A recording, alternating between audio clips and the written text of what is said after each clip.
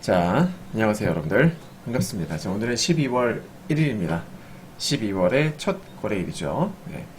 12월 우리 코스닥, 코스피 시장 전망 한번 해보도록 하겠습니다. 무료가 톡방에서 수차례 강조를 드렸습니다. 12월 달에 상승장 전망한다 말씀을 드렸었는데 일단은 그 전에 지난 11월 달에 장대양봉이 나왔죠. 지금 여러분들께서 보고 계신 것은 코스닥 지수의 월봉입니다. 네, 그리고 10월달 9월부터 10월까지 두 달 연속 급락을 했고 11월 달에 급등이 나왔었는데 중요한 것은 제가 여기서 바닥을 맞췄다는 거죠. 네.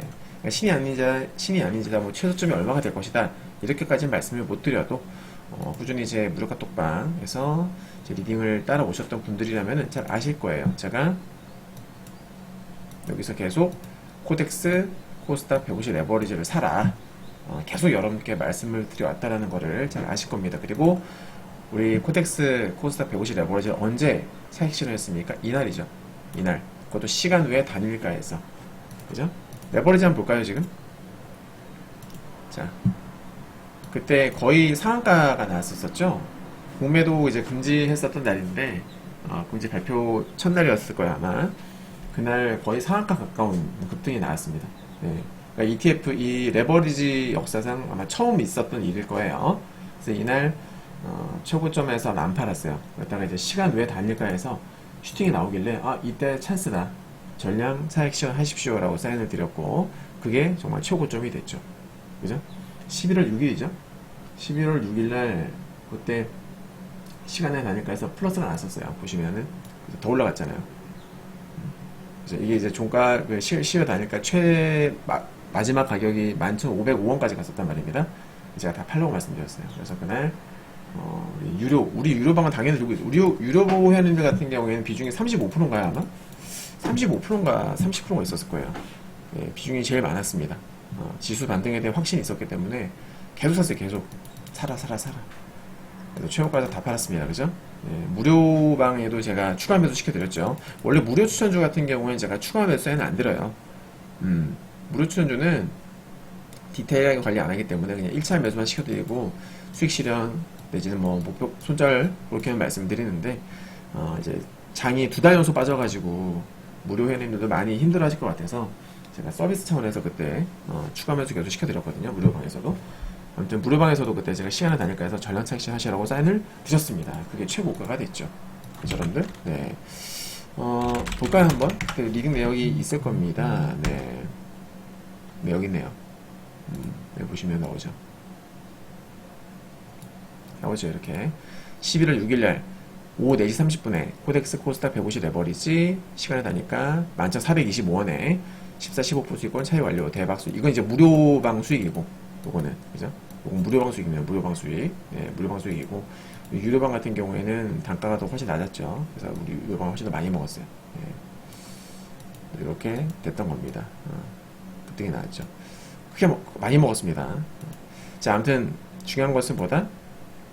지수 저점도 잡아냈고 지수 고점도 잡아냈다라는 거예요. 한동안 이제 추천을 거의 안 드렸어요. 그러다가 제가 이날이죠. 이날 지수가 5일 연속으로 빠졌던 날, 요날 여러분께 제가 뭐라고 말씀드렸느냐? 네, 아주 그냥 시황이 아주 질입니다. 네. 자, 제가 뭐라고 말씀드렸냐면 11월 13일이죠. 이날이 보십시오. 이게 11월 13일입니다. 11월 13일날 카톡을 올려드릴게요. 보십시오. 요겁니다. 자, 11월 13일 보이시죠? 오른쪽에 여기에 이쪽 보시면 깜빡깜빡깜빡 하면서 낮아 나오잖아요. 보세요. 나오죠? 네. 그죠? 빠르면 내일, 늦어도 모레 글피 전후로 반등 예상합니다. 반등의 정도가 얼마나 강할지는 아직 알 수 없고 그때 수급과 지수를 보면서 다시 말씀드릴게요. 역시나 그때부터 반등이 딱 나오는데 기가 막히게. 그죠? 네. 그러니까 저점도 잡아냈고 고점도 잡아냈고 또 저점 또 잡아낸 거예요. 그리고 나서 제가 한 2, 3주 동안 계속 뭐라고 말씀드렸냐면 계속 매수해라. 계단식으로 올라간다.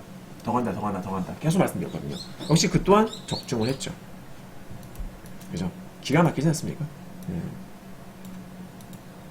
제가 그래서 이 시황은 진짜 제가 생각해도 정말 적중률이 진짜 8, 90% 이상 나오는 것 같아요. 대단하죠. 예. 자, 아무튼 이제 12월이니까 이제 12월을 전망을 해봐야 되지 않겠습니까? 자, 먼저 결론부터 말씀드리면 12월도 간다. 12월도 간다. 가는데 중요한 것은 큰 그림을 좀 그려볼 필요가 있어요. 우리 월봉을 한번 볼게요. 월봉. 우리 코스닥의 월봉을 한번 볼 텐데, 자 보십시오. 제가 그때 지난 10월달에 바닥을 말씀드렸던 여러 가지 이유 중 하나가 요거 추세선이 기가 막히게 딱 저점이었어요. 그죠?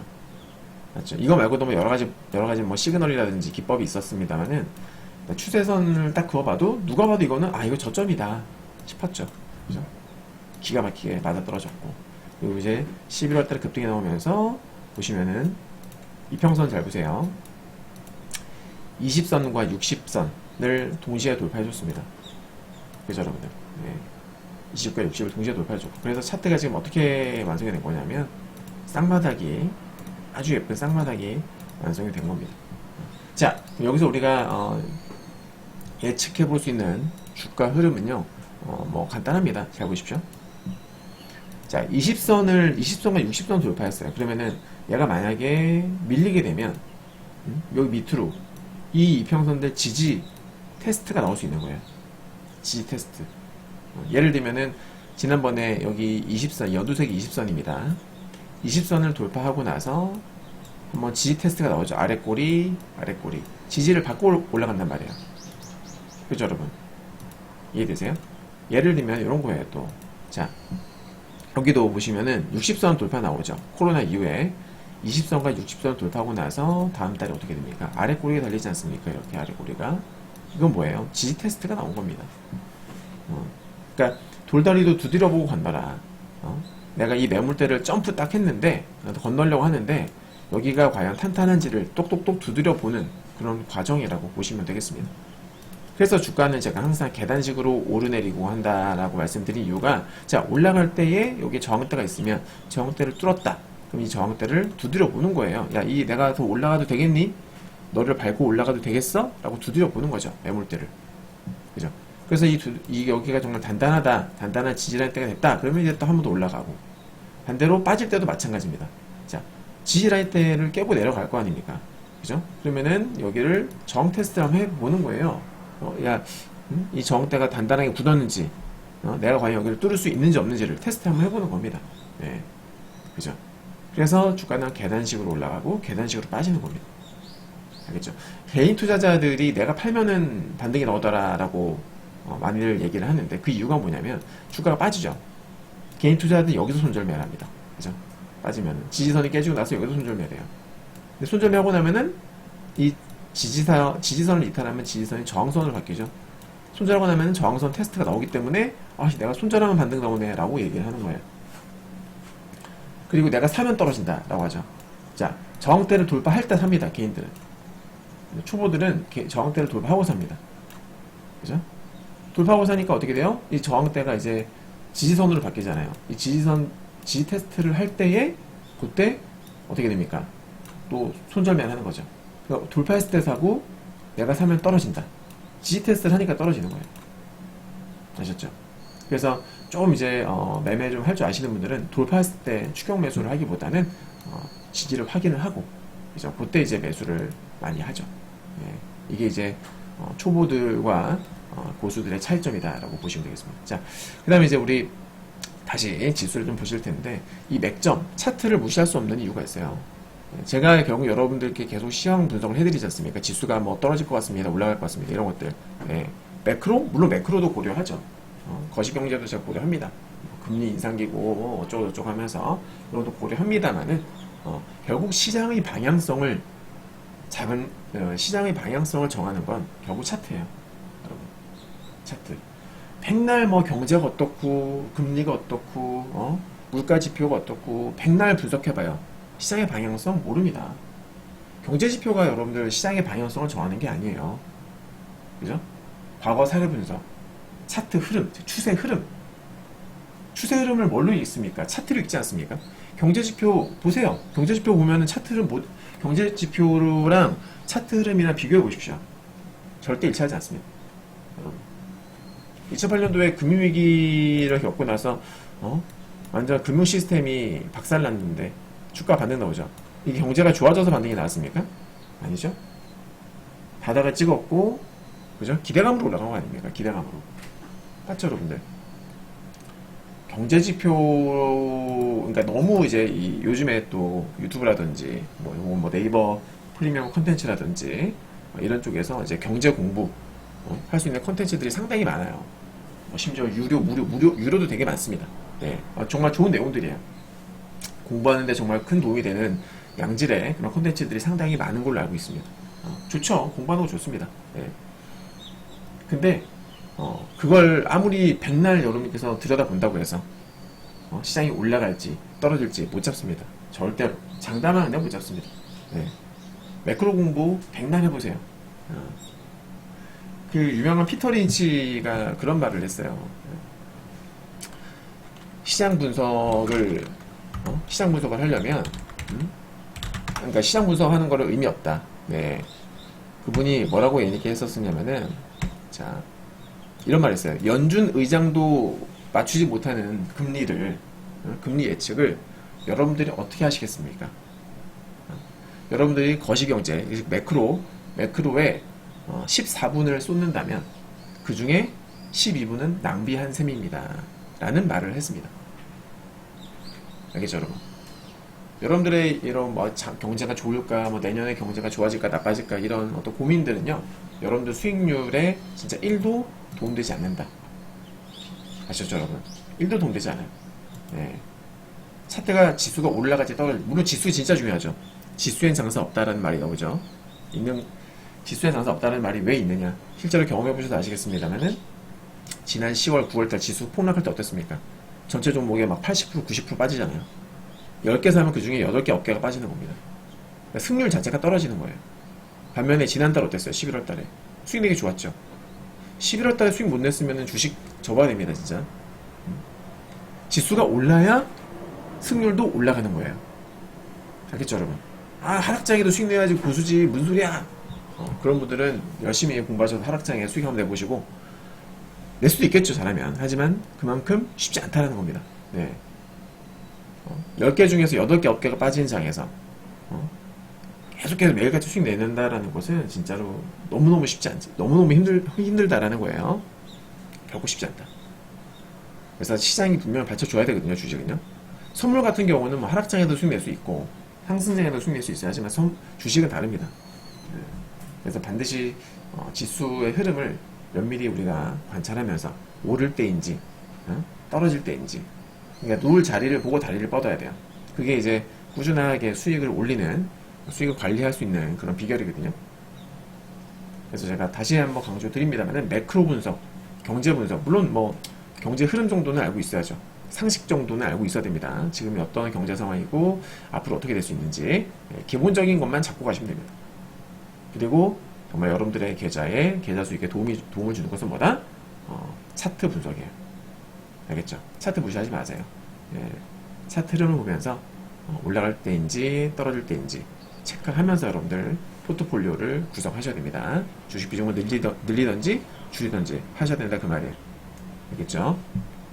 자, 서론이 너무 길었네요. 그죠? 자, 이제 각설하고요. 이제 지수에 대해서 말씀을 드려볼 텐데, 지금 결론부터 말씀드리면 저는 아까 한번 언급했습니다만 12월 달에도 간다고 봐요. 근데 대신에 지지 테스트 나올 수 있다.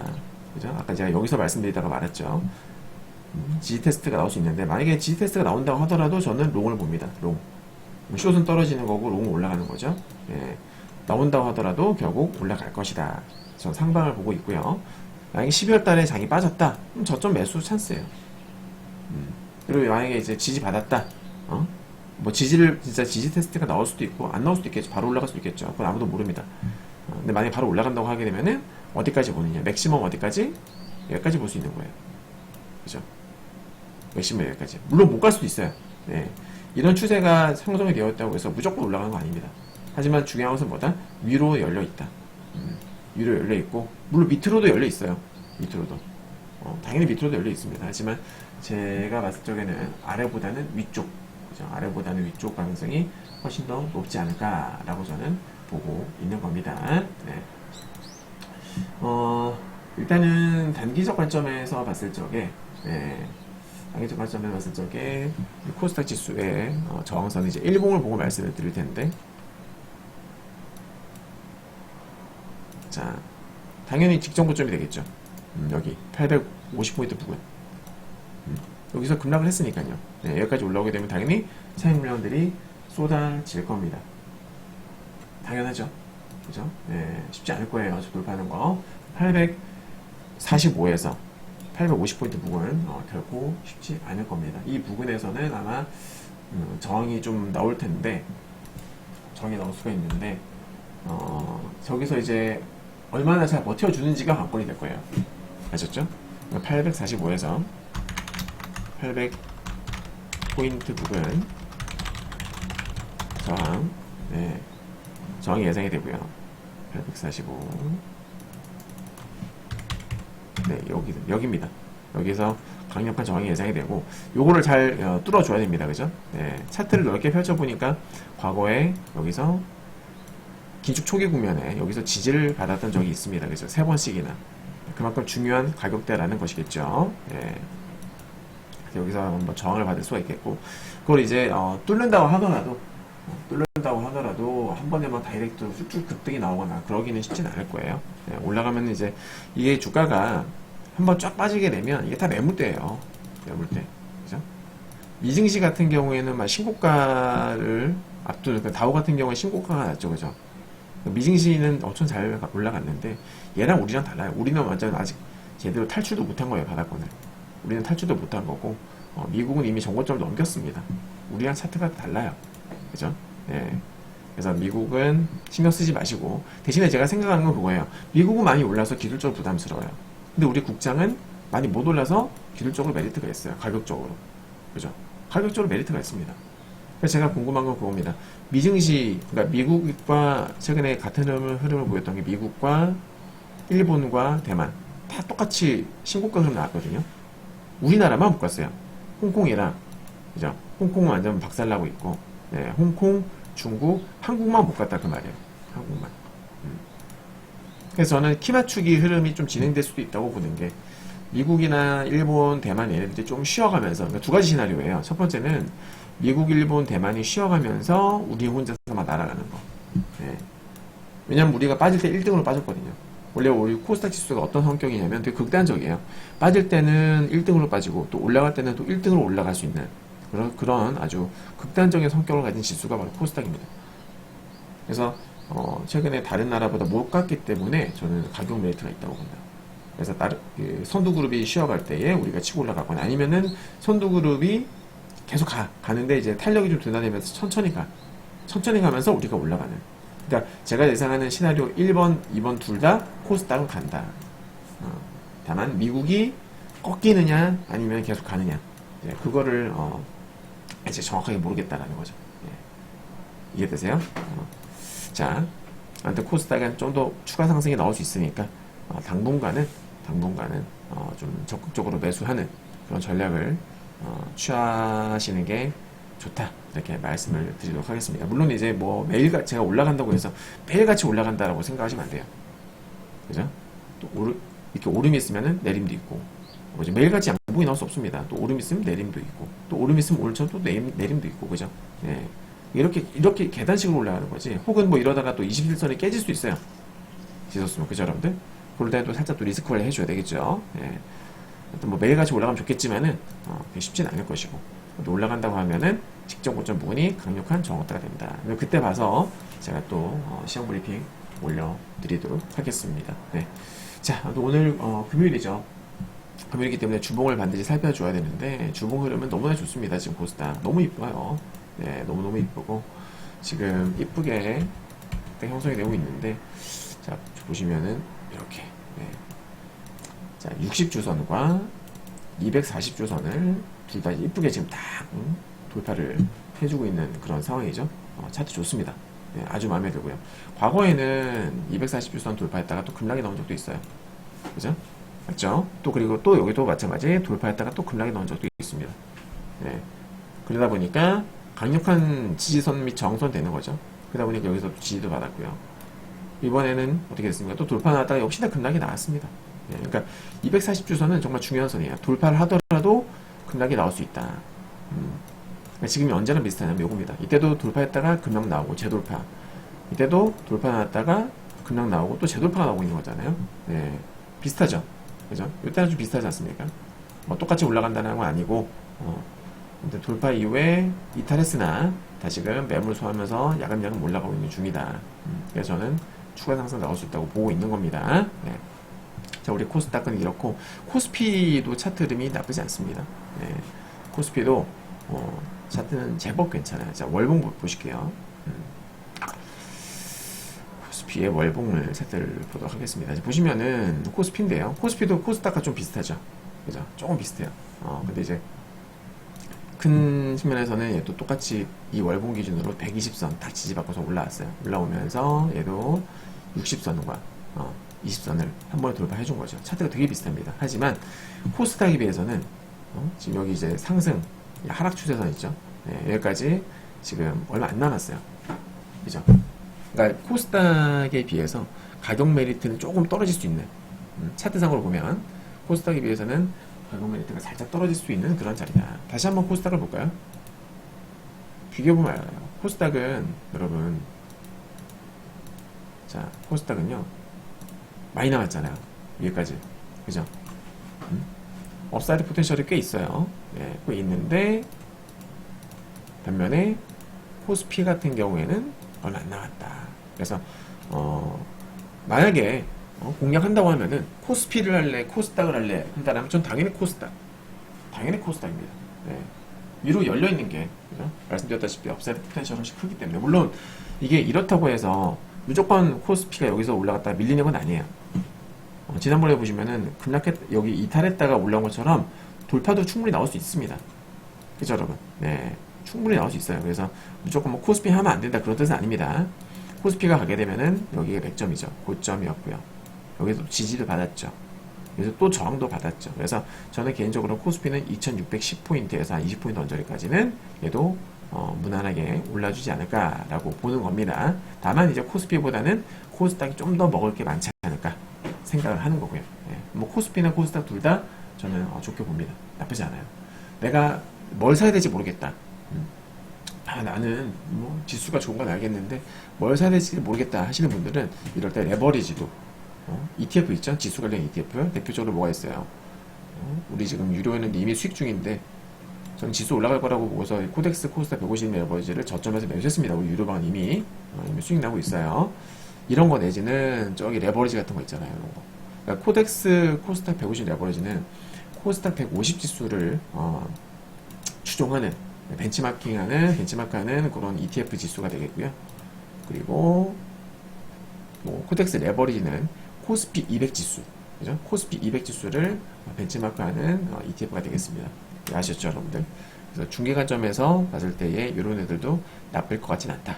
한 두 달 정도, 한 여유 있게 본다라면은 이런 ETF도 그러니까 종목 선택을 못 하겠다면 이런 ETF도 좋은 대안이 될 수 있을 것 같습니다. 네. 자, 여기까지 우리 한국 시장 코스피와 코스닥의 전망 브리핑 여기서 마치도록 하겠습니다. 감사합니다.